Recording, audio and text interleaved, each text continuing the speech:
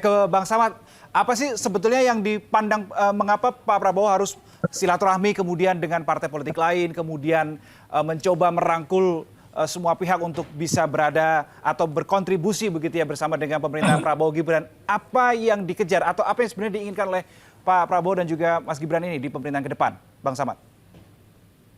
Mas Reno, sebetulnya apa yang menjadi dasar kita bisa lihat cerminan dari bangunan koalisi, spirit dari bangunan koalisi Indonesia Maju yang disampaikan oleh Bang Doli, begitu besar jiwa negarawan dan kedewasaan berpolitik, juga Mas Yandri, jelas sekali positioning politik menempatkan perlunya kita bersama-sama dengan yang lain untuk bisa berkontribusi memajukan pembangunan nasional.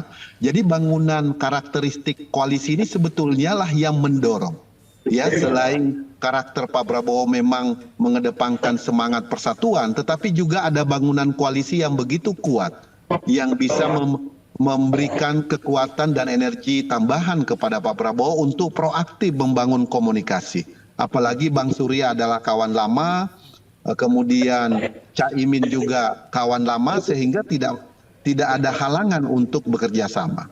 Saya ingin merespon apa yang Mas Reno sampaikan dan juga Mas Toto perlu mengenai kapabilitas dan profesionalisme. Sebetulnya salah satu pemikiran kita bahwa orang-orang profesional bisa jadi itu berada dari unsur-unsur partai politik. Dan banyak sekali tokoh-tokoh politik yang memiliki sikap dan wawasan yang sangat profesional, memahami secara sektoral permasalahan yang dihadapi bangsa kita, dan bisa memformulasi satu solusi dalam bentuk kebijakan pembangunan.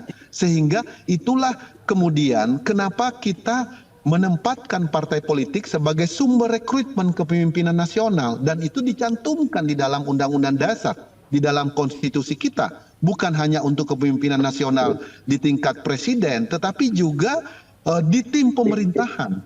Karena ada banyak orang-orang yang memiliki kapabilitas, kompetensi, dan sikap profesional yang bisa diandalkan untuk menjadi bagian daripada pemerintahan untuk memformulasi arah pembangunan nasional. Apalagi tahun ini, Mas Reno, tahun di mana kita dengan pemerintah DPR akan membahas tentang RPJMN 2025-2029. Tahun ini pula kita akan membahas RPJP 2025-2045, 20 tahun kedua. Nah, ini kan semua pemikiran yang berkembang di tengah masyarakat, dari pakar, dari para ahli, dari akademisi, dari partai politik, dari masyarakat, harus kita kompilasi masuk di dalam RPJP untuk jangka panjangnya dan RPJMN untuk 5 tahun. Inilah kemudian menjadi acuan kita dalam merumuskan program pembangunan nasional ke depan.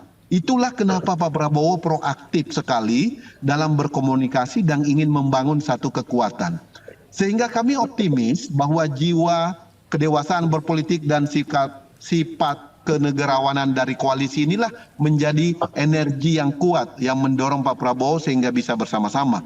Mas Reno, kita juga mengetahui bahwa Pak Prabowo masuk di politik ini sudah 21 tahun. Sejak beliau memulai di tempatnya Pak Doli 2003, kontestasi awal beliau.